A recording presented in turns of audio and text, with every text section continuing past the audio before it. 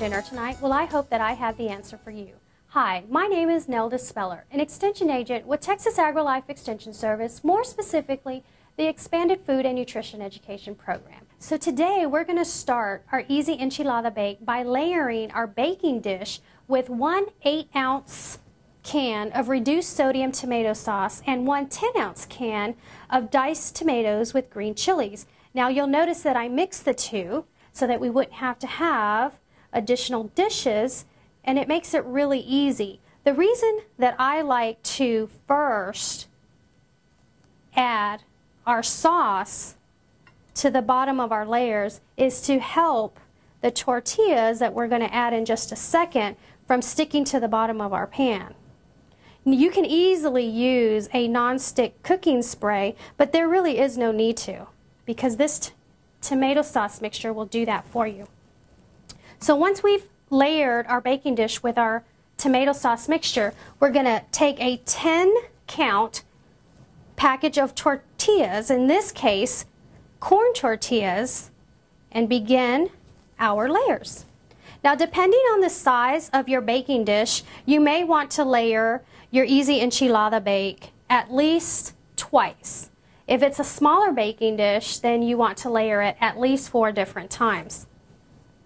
I usually like to put a few right in the middle just to make sure that we have our tortillas distributed evenly throughout our baking dish. Once we've done that, I will add 1 pound of ground beef or turkey. In this case, I had some leftover ground beef that I prepared ahead of time that I'm going to use, and I'm actually just going to sprinkle it with my hand over my tortillas.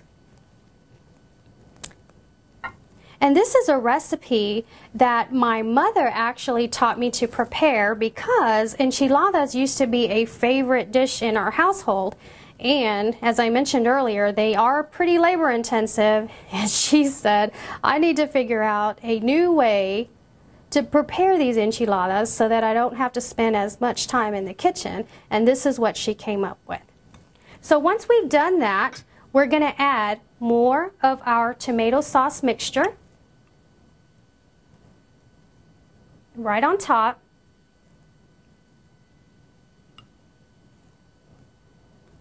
And just sort of tap it evenly. And once you do that, it will spread your tomato sauce mixture among your other ingredients. And it doesn't take very much, because when it starts to actually bake in the oven, they're going to spread out quite evenly.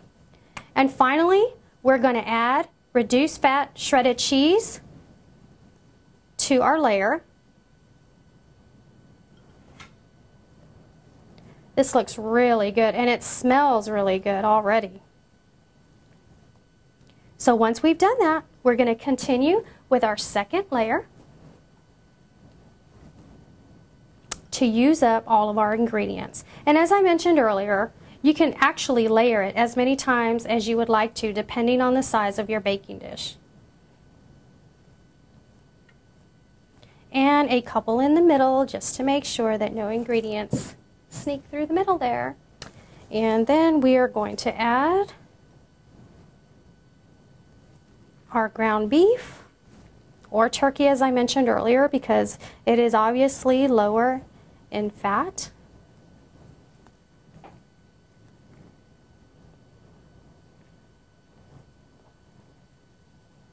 Once you've sprinkled your ground beef evenly, you're going to top it with that tomato sauce mixture.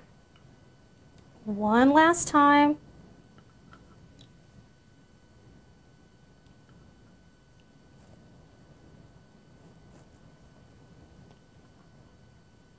And again, you're just going to pat your mixture, and that will help the ingredients to spread evenly among your baking dish. Once you've done that, you will add your final layer of reduced fat shredded cheese.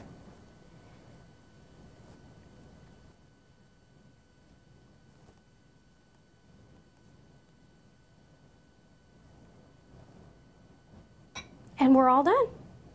And once we've done that, we want to put this into a preheated oven of 375 degrees for about 30 minutes. and this will be your final product. You'll notice that this particular piece has a few more layers because I did make it ahead of time and I made it in a much smaller baking dish. I would suggest serving this dish alongside a sliced vegetable and fresh fruit, and this will allow you to make half of your plate vegetables and fruits, which is recommended by most nutrition educators. This recipe feeds 6 at a cost of only 27 cents per person. Now that's pretty cheap. So the next time you're wondering what's for dinner, I hope that you will remember that Texas AgriLife Extension Service has information and recipes to help you feed your family. Thank you so much.